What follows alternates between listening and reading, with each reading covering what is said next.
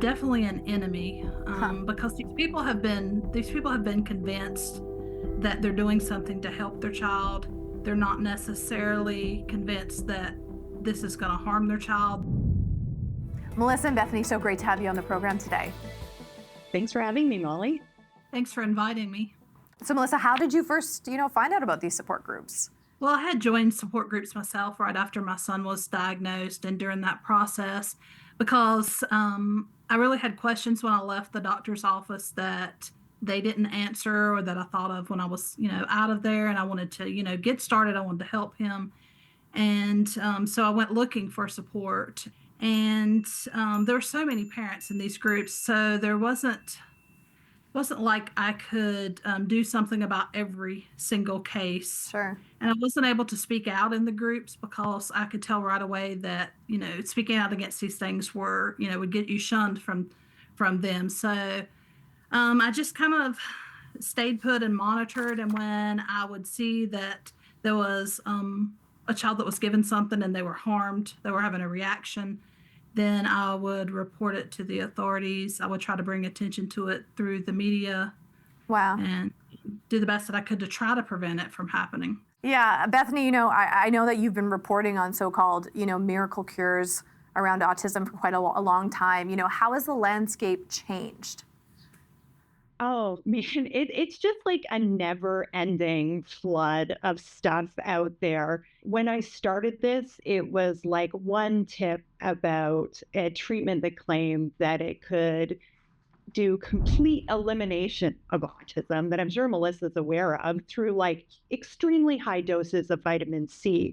And that doing that one story maybe 6 or 7 years ago, I've just gotten so many different tips from people like Melissa saying like I'm so concerned about what I'm seeing online.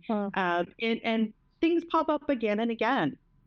Bethany, you're investigating this. So, who is making money off these so-called autism cures that we know don't exist?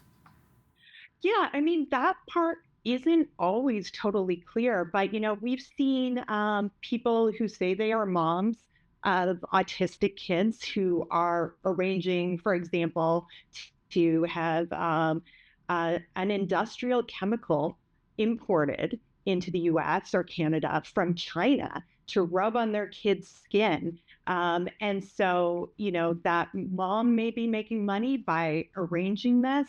I've seen cases where regulated health professionals, like a naturopath here in BC, was making money charging parents tens of thousands of dollars to give their kids fecal transplants in Mexico. So there are all sorts of people making money off of this. So you've gone to the authorities. Have you actually seen changes, Melissa, from these groups that you are getting in the middle of and finding out what they're actually putting out there? Yes, actually in 2020, when the pandemic began, we began to see some action from regulators. The FDA took action against one of the products that we see frequently, which is chlorine dioxide, or they call it miracle mineral solution. There were 4 people that were arrested and charged. Melissa, how do people view you, because there's so many people in these groups, families, and so many different situations. How do they view you? Do they view you as a friend or an enemy then, I guess, as you are doing, what you feel called to do? Definitely an enemy, because these people have been convinced that they're doing something to help their child.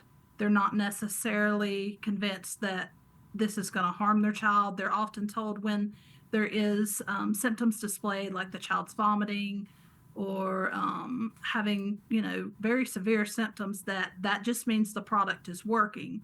And so a lot of these people, they are in spaces where there's nothing but misinformation. And to them, it seems like when they are given the proper information that they're hesitant to believe that, because they're kind of surrounded in an echo chamber of things that aren't true. Melissa, that's got to take a toll on you, though, as a person. It does. It does. When I first started doing this, I was really targeting the chlorine dioxide, but that was really just kind of the tip of the iceberg. And I kind of felt like, okay, this is online. It's not really out in mainstream.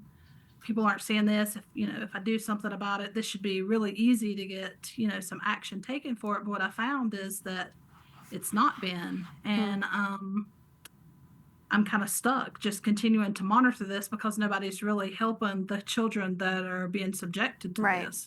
I want to come to Bethany. What is the solution to these scams? I mean, that's a great question.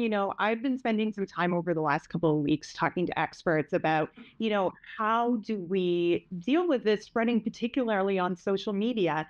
And, platforms like Facebook, they do have rules about misleading ads and about not promoting misinformation, even in these private groups that Melissa is going into.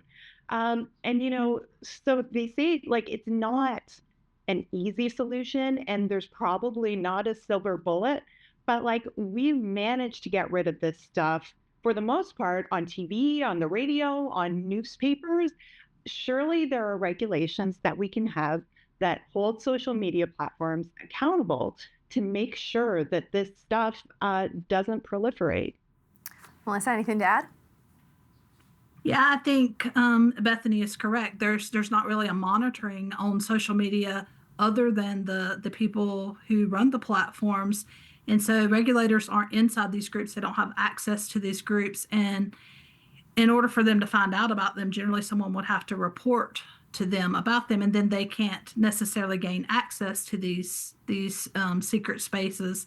So it really shows that there's a problem, like in a digital age, of regulating these products, and that some action needs to be taken so that authorities can kind of stop some of these things before they get so widespread. Yeah. What's the one thing, Bethany, that parents out there should be watching for when they are looking for things to help their child that's autistic?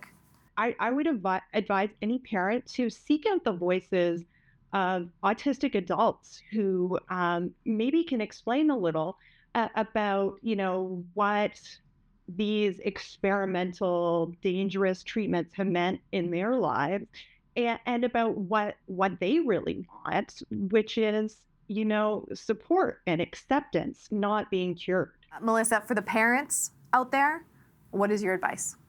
I see where you're struggling, and I know that there is help available to you, but the people that you're surrounding yourself with aren't the ones that are going to be able to provide that. You need to be reaching out to your doctors, to your community members, as Bethany said, to the autistic community, who can kind of give you the insight on things that you're lacking as far as how to help your child. And I guess just really look at the groups that you're in and what the motivation of these people are, because they're making a lot of money and they're doing a lot of harm.